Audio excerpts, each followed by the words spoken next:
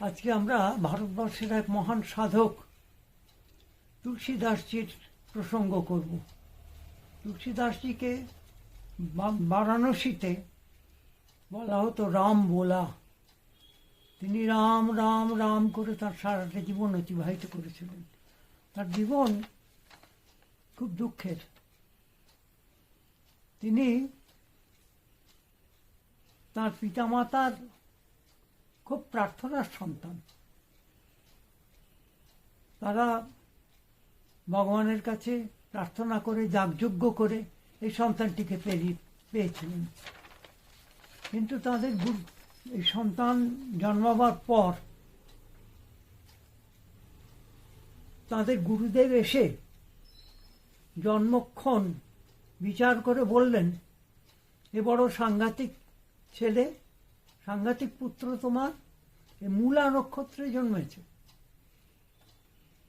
এ এতটাই সাংঘাতিক যে একে তোমরা ছুঁড়ে ফেলে দাও, পরিত্যাগ করো, তা নাহলে তোমাদের খুব সর্বনাশ হবে। তারা তো স্তম্ভিত, সে আবার কি। কিন্তু গুরুদেব বলছেন, তার তো কোনো উপায় নেই। তখনকার কালের যেমন সংস্কার, বিচার জ্যোতিষ হ্যান ত্যান। ফলে তুলসীদাসজি তাঁর পিতা মাতা কর্তৃক পরিত্যক্ত হলেন।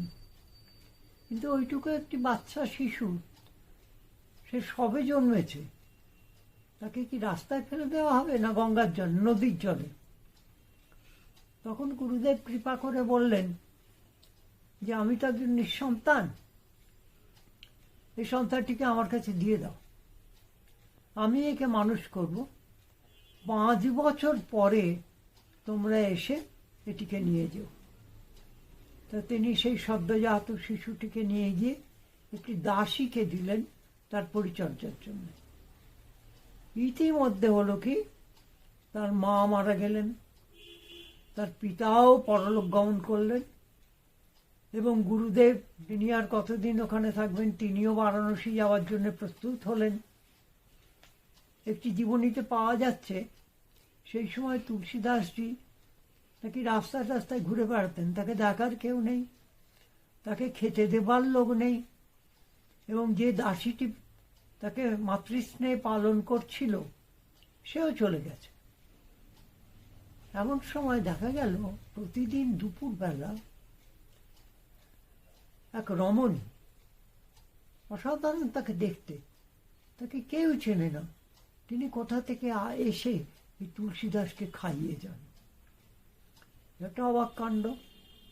হতে পারে কেউ প্রতিবেশীদের মধ্যে, সবাই তো তখনকার কালের মেয়েরা তো পর্দানসীন, কে কোথা থেকে আসছেন। এইভাবে তুলসীদাসজি বড় হলেন এবং তার উপনয়ন হল, এবং তিনি তাঁর কুলগুরুর কাছে পূজা পার্বণ ইত্যাদি শিখলেন। তার কারণ তার পিতা ছিলেন সেই সময় যজমান, অর্থাৎ তিনি ছিলেন পুরোহিত। তিনি পল্লীর বাড়িতে বাড়িতে পূজা করে, যজমানি করে যথেষ্ট অর্থ উপার্জন করতেন। তো তুলসীদাসজিকে তার এই পৈতৃক ধারা অনুসারে তাকেও পূজা শেখানো হলো, কিছু তো একটা করতে হবে। কিন্তু তুলসীদাসজির অসাধারণ সুন্দর চেহারা, তিনি তত্তর করে বেড়ে উঠছেন এবং বাড়িতে বাড়িতে পূজা করে তার কোনো দুঃখ নেই। দুঃখ নেই মানে উপার্জন যথেষ্টই হচ্ছে। এবং সেই সময় তার গুণাক্ষরেও মনে হয়নি যে আমি রাম রাম করব, আমি সাধক হব, আমি ভারতবর্ষের সাধকদের তালিকার প্রথম সারিতে থাকব, আমি এমন একটা কিছু করে যাব যাতে আমার নাম অমর হয়ে থাকবে। এসব তার মধ্যে কিছুই ছিল না। তার মধ্যে একটি জিনিস ছিল, সেটি হচ্ছে সুন্দরের প্রতি আসক্তি, সুন্দর জিনিসের প্রতি আসক্তি। এটা একটি সাংঘাতিক জিনিস। যে কোনো সুন্দর জিনিসের ওপর তার খুব আসক্তি ছিল, এবং তিনি নিজেকেও খুব সুন্দরভাবে সজ্জিত রাখতেন। এইভাবে তিনি যুবক হলেন। তখন তার গুরুদেব, যিনি তাকে এই পূজা ইত্যাদি শিখিয়েছিলেন এবং শাস্ত্রও শিখিয়েছিলেন, তার কাছে তো আরও অনেক শিষ্য শিষ্যা আসতেন। তাদের মধ্যে একটি অতি সুন্দরী মেয়ে আসত। তিনি নিজে আগ্রহী হয়ে তুলসীদাসের সঙ্গে তার বিবাহ দিলেন। এই যে তুলসীদাসের বিবাহিত জীবনের প্রথম দিকটা, সেটি এমন যে সেই তুলসী যে আমাদের আজকের এই প্রণম্য এবং সর্বকালের সর্বজনের শ্রদ্ধেয় তুলসীদাস হবেন তা কিন্তু নয়। তিনি খুব স্ত্রৈণ হয়ে পড়লেন। তিনি তার স্ত্রীকে ছাড়া এক মুহূর্ত থাকতে পারেন না। এতে তার স্ত্রীও খুব সুন্দরী এবং খুব উচ্চ বংশের। তিনিও কিন্তু এটা আদৌ পছন্দ করতেন না, কারণ লোকে তার স্বামীকে যা তা বলছে। ইতিমধ্যে বাপের বাড়িতে তার পিতা অসুস্থ হলেন, কিন্তু তুলসীদাস যেতে দেবেন না তাকে, এক মুহূর্ত চোখ ছাড়া কাজ ছাড়া করবেন না। একদিন তুলসীদাস বাজারে গেছেন, এমন সময় তার বাপের বাড়ি থেকে তার ভাই পালকি নিয়ে এসেছে। এসে বলছে যে তুমি যদি এখনই না যাও তাহলে কিন্তু বাবাকে আর দেখতে পাবে না। তিনি বলছেন সে তো বাজারে গেছে, ফিরে আসো। বললে সে আর অপেক্ষা করা চলবে না। তখন প্রতিবেশীদের বলে তিনি পালকিতে চড়ে শ্বশুরবাড়ি, তার বাপের বাড়ি চলে গেলেন। তুলসীদাসজি বাজার করে এলেন। এই সময় তুলসীদাসজি ছিলেন প্রচণ্ড রাগী মানুষ। প্রচণ্ড তার রাগ, প্রচণ্ড ক্রোধ। কোনো গুণেই তাকে বলা যায় না যে তিনি পরবর্তীকালের মহাসাধক তুলসী হবেন। যেই শুনলেন যে তার স্ত্রী তাকে না বলে বাপের বাড়ি চলে গেছেন, তিনি এক মুহূর্ত দেরি না করে বাজার রেখে তিনি হনন করে হাঁটতে হাঁটতে শ্বশুর বাড়ির দিকে চললেন। পথে বৃষ্টি এলো, ভিজে গেলেন। যাওয়ার পথে একটি জঙ্গল পেরোতে হয়। সেই জায়গায় যখন এলেন তখন সন্ধ্যা হয়ে গেছে। সেখানে ডাকাত, দস্যু, তস্করের ভয় সেসব উপেক্ষা করে তিনি শ্বশুর বাড়িতে গেলেন। গিয়ে দরজায় ধাক্কা মারলেন। দরজা খুললেন তার স্ত্রী। স্বামীকে দেখেই তিনি একবারে ক্রোধে ফেটে পড়ে মুখে যা এলো তাই বললেন তুমি মানুষ, তুমি পুরুষ, তুমি আমার রূপে এতই মজে গেছো যে আমাকে ছেড়ে একটি মিনিট থাকতে পারো না, এবং একবার ভেবেও দেখো না যে আমার অবস্থাটা কি। আমি আমার পিতা অসুস্থতাকে দেখার জন্য শ্বশুর বাপের বাড়িতে এসেছি, তুমি পেছন পেছন আমার এখানে চলে এসছো। আমার আত্মীয় স্বজনরা হাসাহাসি করবে তো। তুলসীদাসকে বলছেন তিনি, তোমার এই আকর্ষণ, তোমার এই আবেগ, এটি যদি তুমি এই আবেগে যদি তুমি ঈশ্বর ভগবানকে ডাকতে তাহলে বোধহয় তুমি ভগবান লাভ করতে। তুলসীদাস খুব থমকে গেলেন। জঙ্গলের পথে এসেছেন, সারা শরীর তার ভিজে গেছে জলে, বাইরে ঝড়। কোথায় তাকে দরজা খুলে আপ্যায়ন করে শুকনো জামা কাপড় দেবেন, তার স্ত্রী তাকে তিরস্কার করছে। তুলসীদাসজির সঙ্গে সঙ্গে অ্যাবাউট টার্ন, সঙ্গে সঙ্গে ঘুরে গেলেন। গিয়ে গটগট করে সেই রাত্রি, সেই বৃষ্টিতে রাস্তায় বেরিয়ে এলেন। বেরিয়ে এসে হাঁটতে শুরু করলেন। কোথায় যাচ্ছেন, কোন দিকে যাচ্ছেন কিছু জানেন না, কিন্তু তার মনে এমন লেগেছে তিনি এতটা অপমানিত হয়েছেন যা তিনি এক মুহূর্ত সেখানে দাঁড়ালেন না, এবং কেউ তুলসী তুলসী করে ডেকে তাকে ডেকেও আনল না। তিনি হাঁটতে হাঁটতে চলেছেন। রাত গেল, ভোর হলো। এই রাত্রিবেলা তিনি আবার একটি জঙ্গলের পাশ দিয়ে যাচ্ছিলেন, সেখানে দস্যু দলের হাতে পড়লেন। ভোর হলো, রোদ উঠল, তার জামা কাপড় শুকোলো গায়েতেই, কিন্তু কোনো আহার আদি কিচ্ছু নেই। এবার তিনি একটা বিরাট প্রান্তরে এসে পড়েছেন। রাস্তা নেই, কোন দিকে যাবেন ঠিক করতে পারছেন না। সূর্য প্রায় অস্ত যেতে বসেছে, কিন্তু তিনি এক বয়ে হেঁটে চলেছেন। হঠাৎ কাঁধে একটি হাত এসে পড়ল। যাচ্ছ কোথায়? ফিরে দেখলেন এক অসাধারণ সুন্দর বলিষ্ঠ সন্ন্যাসী। উনি বললেন আমি বারাণসীতে যাব, এই পথে কি যাওয়া যাবে? তিনি একটু হাসলেন, হেসে বললেন আমিও বারাণসী যাচ্ছি, তুমিও ঠিক পথেই চলেছ, চলো আমার সঙ্গে। বলে তিনি তুলসীদাসকে বারাণসীতে নিয়ে এসে তার আশ্রমে রাখলেন। এই সন্ন্যাসী তিনি রামায়িক, এবার তিনি বৈদান্তিক, এবং তার অনেক ছাত্র, তার টোল আছে। তুলসীদাসকে তিনি নিয়ে এলেন, এসে গঙ্গার ধারে তার আশ্রমে তার থাকার ব্যবস্থা করলেন। এবং তুলসীদাস কিছু সংস্কৃত জানেন, শাস্ত্রও কিছু জানেন, তাকে আরও তৈরি করলেন, করে বললেন যে আমার অবর্তমানে তুমি আমার এই পীঠ, এই চতুষ্পাঠী তুমি দেখবে। তুলসীদাসজি কাশীতে গঙ্গার ধারে সেই আশ্রমে তার পূজা পাঠ এবং ছাত্রদের পড়ানো এইসব শুরু করলেন। হঠাৎ তার একদিন মনে হলো, একটা মনের মধ্যে একটা আবেগ এলো, এই যেন কেমন যে যেন একটা মালা, একটা মসৃণ মালা, তার কোথাও একটা গাঁট আছে, একটা কর্ড, একটা সুতো, সেটা যাচ্ছে যাচ্ছে যাচ্ছে, কোথাও একটা তার গাঁট আছে। তুলসীদাস জীবনও যেন এইরকম একটা মসৃণ রেল লাইনের ওপর দিয়ে ইঞ্জিনের মতো যেতে যেতে হঠাৎ একটা জায়গায় হোঁচট খেল।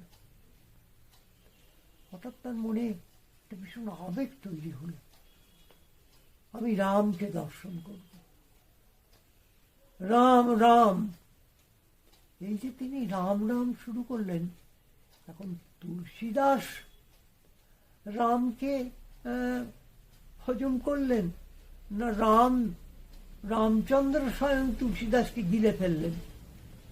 দ্বিতীয়টি হল, রামচন্দ্র তুলসীদাসকে এমনভাবে তার ভেতরে স্থান দিলেন। প্রভু রামের তো এটি বৈচিত্র্য, তিনি তো রাবণকে উদ্ধার করলেন, তিনি জোলা কবিরকে দর্শন দিলেন এবং সিদ্ধি লাভ করালেন। তার তো জাতিভেদ ছিল না, তিনি উচ্চ নিচ কিছুই বিচার করতেন না। যে রাম বলবে সেই উদ্ধার পেয়ে যাবে, শাস্ত্রে এইরকমই আছে। বাল্মীকি যখন দস্যু রত্নাকর থেকে বাল্মীকি হচ্ছেন, তখন যখন তিনি একদল মুনি যাচ্ছিলেন, তাদের ধরেছে, সব নিয়ে কেড়ে নেবেন। বললেন যে আচ্ছা আচ্ছা ঠিক আছে, ডাকাতি করবে করো, কিন্তু আমাদের একটা প্রশ্ন আছে তোমার কাছে। সেটা হচ্ছে, তুমি এই যে পাপ করছো, নরহত্যা করছো, এই পাপের ভাগী তো তুমি হচ্ছ। তুমি যাদের খাওয়াচ্ছ, তোমার পরিবার পরিজন, তারা কি তোমার এই পাপের অধিকারী হবে, ভাগ নেবে?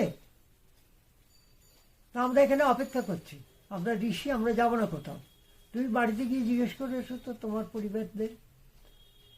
রত্নাকর দস্যু গিয়ে সবাইকে জিজ্ঞেস করলো, আমি তো এত নরহত্যা করেছি, এত পাপ করেছি, সে তো তোমাদেরই জন্য, তোমাদেরই পরিপোষণের জন্য, তা তোমরা কি এই পাপের ভাগ নেবে? বললে তা কেন, তোমার কাজ আমাদের সংসার প্রতিপালন করা, সেই সংসারের আমরা এক একটি জীব, তোমার পাপের বোঝা তুমিই বহন করবে। মাথা নিচু করে সেই ঋষিদের সামনে ফিরে এসে বললেন, কেউ আমার পাপের অধিকার নিতে চাইছে না। বললেন, দেখলে তাহলে? বলে, তাহলে আমি কি করবো? বললে, তুমি রাম মন্ত্র জপ করো। বাল্মীকি কিছুতেই রাম বলতে পারছেন না, তাহলে কি হবে? সে কেবল মরা মরা বলে যাচ্ছে। বললেন, ঠিক আছে, তুমি এই মরা মরাই বলতে থাকো, মরা মরা মরা মরা জোরে বলো, তাহলে মরা রাম রাম রাম রাম বেরোবে। এই তুলসীদাসজি বসে পড়লেন। এখানেই আমাদের শাস্ত্রে বলছে, কেউ যদি একটা কোনো কাজ তীব্র, সে পাপের কাজই হোক পুণ্যের কাজই হোক, যদি খুব সংযোগ করে মনের আবেগে করে, তাহলে তার সিদ্ধি লাভ হবেই হবে। তা উনি এতকাল ধরে দস্যুবৃত্তি করেছে, এবং সেটা খুব আন্তরিকভাবে করেছে, এবং পরিবার প্রতিপালনের জন্য করেছে। তা বাল্মীকি যখন এই রাম রাম মরা মরা মরা মরা করতে করতে একটা গাছের তলায় তার সারা শরীর জুড়ে উইডবি হয়ে গেল, কান পাতলে শোনা যায় ভেতরে কে যেন কিছু বলছে। এই মরা মরা রাম রাম বলতে বলতে দস্যু রত্নাকর হয়ে গেলেন বাল্মীকি।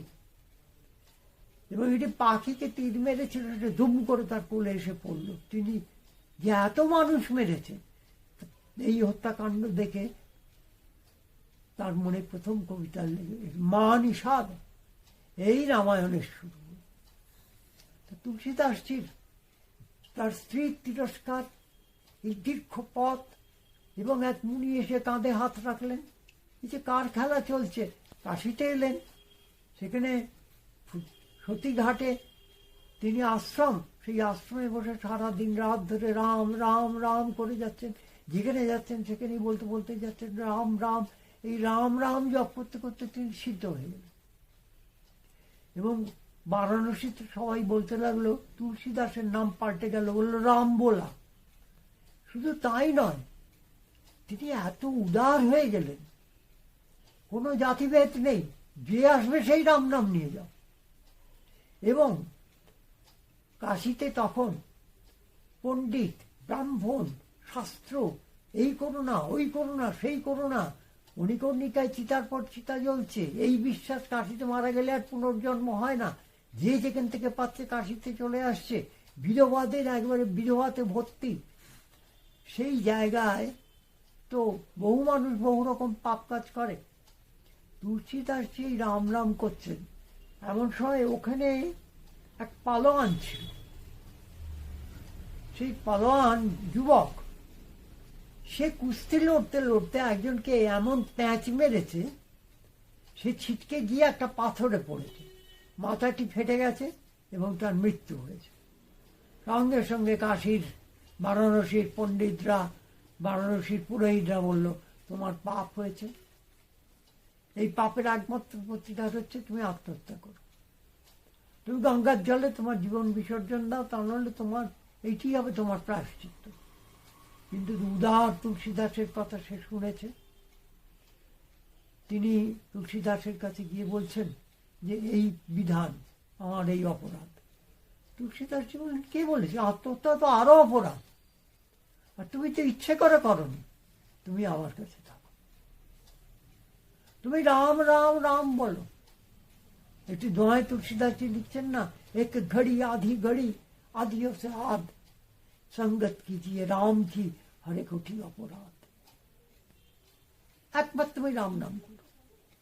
একটুখানির জন্য ঠাকুর যেমন বলতেন, একটা নিক্তি, তার একটা ওপরের কাঁটা থাকে আর নিচের একটা কাঁটা থাকে, যখন দুটো পাল্লার সমান হয় তখন দুটো কাঁটা এক হয়ে যায়, এক ওপরের কাঁটা নিচের কাঁটা।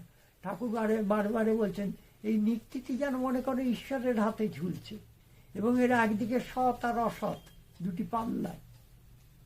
এইটি যখন যখন এই সতের দিকের পাল্লা এবং অসতের দিকের পাল্লা, এই দুটি যেন ঠিক থাকে বাপু, ব্যালেন্স। নিক্তির নিচের কাঁটা আর ওপরের কাঁটা, অর্থাৎ ঈশ্বরের সঙ্গে যেন তোমার যোগটি থাকে। বলেই বলছেন বেলা 12টার সময় সূর্য মাথার উপর থাকে, তখন তুমি যে কোনো একটা খোলা জায়গায় গিয়ে দাঁড়িয়ে দেখো তোমার কোনো মাটিতে ছায়া পড়ছে না, তুমি একটা। তাহলে ঠাকুর বলছেন 12টা বাজাও। তুলসীদাসজি তো ঠিক সেই কথাই বলছেন, রাম ভজো, রাম নাম করো। তখন সেই ভোলা, সেই ছেলেটি, সে তো তুলসীদাসজির 1 নম্বর শিষ্য হয়ে গেল। এইবার তুলসীদাসজি তো বারাণসীতে প্রতিকূল অবস্থা, তুলসীদাসজিকে কেউ সহ্য করতে পারেন না। ইতিমধ্যে হলো কি, রাম দর্শন করতে হবে, রামের দেখা চাইতে উন্মাদবৎ হয়ে গেলেন। তুলসীদাসজি যে আশ্রমে থাকতেন তার সামনে একটা রাস্তা গঙ্গার দিকে চলে গেছে, তার উল্টো দিকে কাশীতে তখন মানে ছোট জঙ্গল, বড় জঙ্গল, ঝোপঝাড় অনেক কিছু আছে। সেই ঝোপঝাড়ের মধ্যে একটা গাছ, সেই গাছটা আবার একটা কাঁটা গাছ। তুলসীদাসজি রোজ সকালে প্রাতঃকৃত্য করার পর যে জলটি থাকতো, সেই জলটা ওই গাছটার উপর ঢেলে দিত। কিছুই জানেন না, প্রতিদিনের কাজ। এবার হলো কি, একদিন তিনি কোথায় গিয়েছিলেন, সেদিন আর ওই জলটি ঢালা হয়নি। সেদিন সন্ধ্যেবেলা তিনি বসে আছেন আপন মনে, হঠাৎ দেখছেন কিম্ভূত কুমাকার একজন কি এসে দাঁড়ালো সামনে। বললেন, তুলসী, তুমি রোজ সকালে যে জলটি ওই গাছের গোড়ায় দাও, সেইটাতেই আমার তৃষ্ণা মেটে। আজকে তো তুমি দিলে না। বললেন, আপনি কে? তুমি কে? আপনি কে? কি বলবেন বুঝতে পারছেন? বললেন, আমি একটু পিশাচ। আমি অপরাধ করে, আমি অনেক পাপ করে আমি এখানে আছি। তবে আমি জানি তুমি রাম রাম করে পাগল হয়েছ। আমি তোমাকে একটা সুলভ সন্ধান দিচ্ছি। মহাবীরকে ধরো। জ্ঞানী মহাবীর। রামচন্দ্রের যত শিষ্যরা, যত বাহিনী ছিল, তার মধ্যে মহাবীর হচ্ছেন জ্ঞানী, ভক্ত হচ্ছেন বিভীষণ।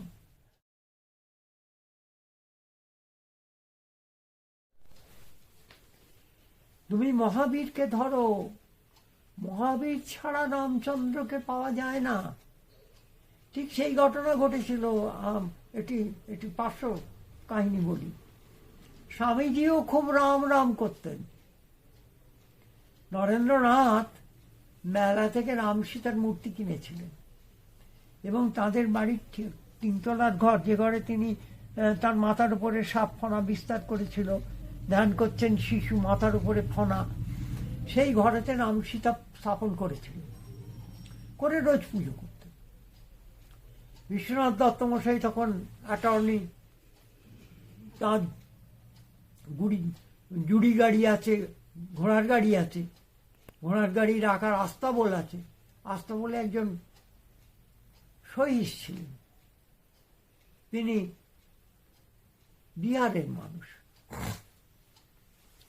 তিনি বিলেকে, নরেন্দ্রনাথ ডাকনাম ছিল বিলে, বিলেকে খুব ভালোবাসতেন। আর খুব দুজনে গল্প হতো।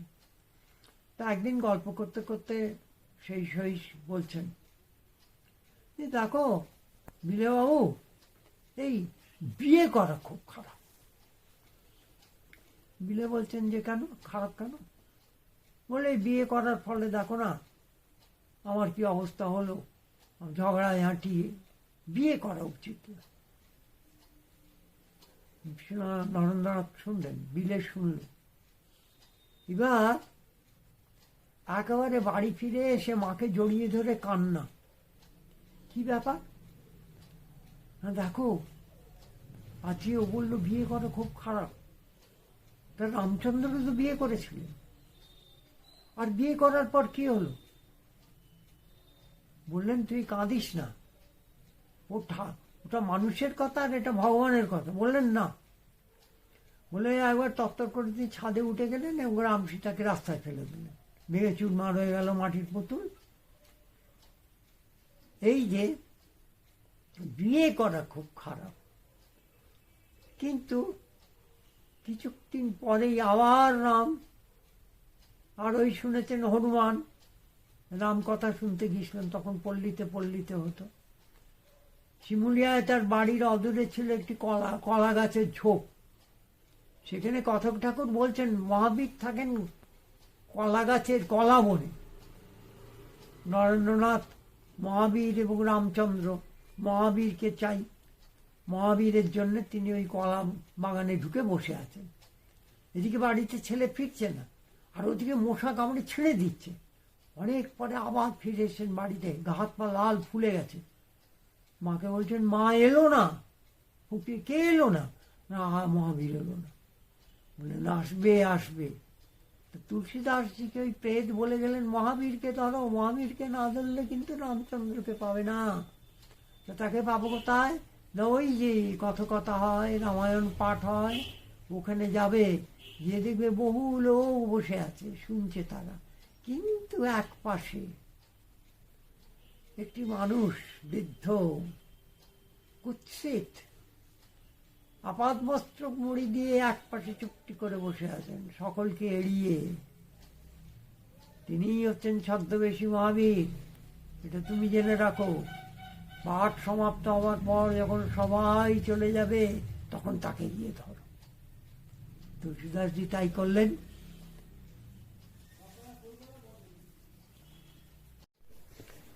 তুলসীদাসজি সেখানে গিয়ে মহাবীরকে ধরেছেন।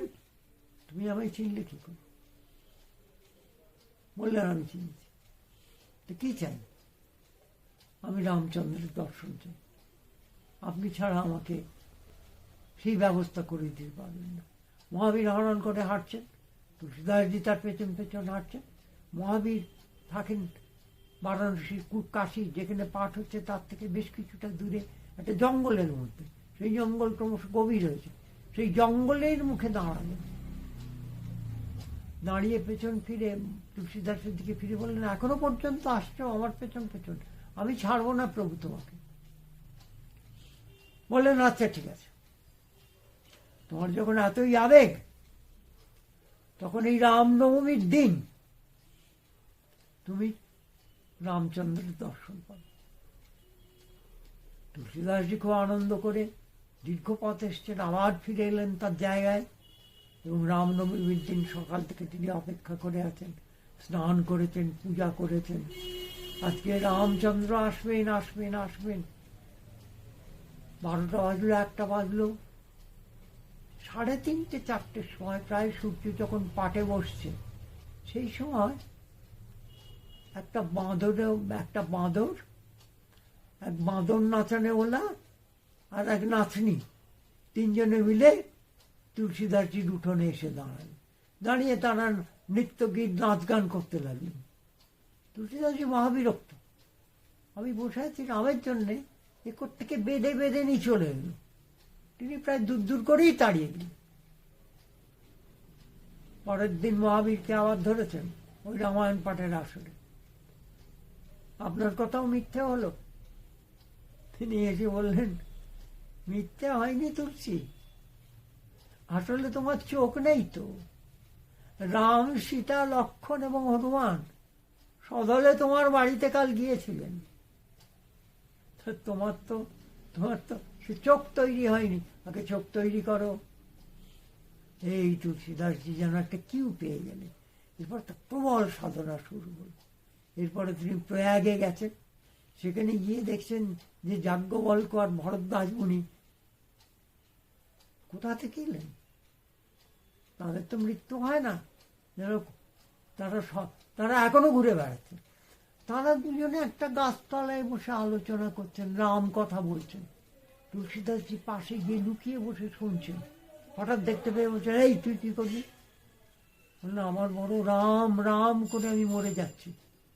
বললেন, তাহলে তুমি রামায়ণে লেখো, এমন করে লেখো যা সাধারণ মানুষ বুঝবে, সাধারণ মানুষের ভাষায় লেখো।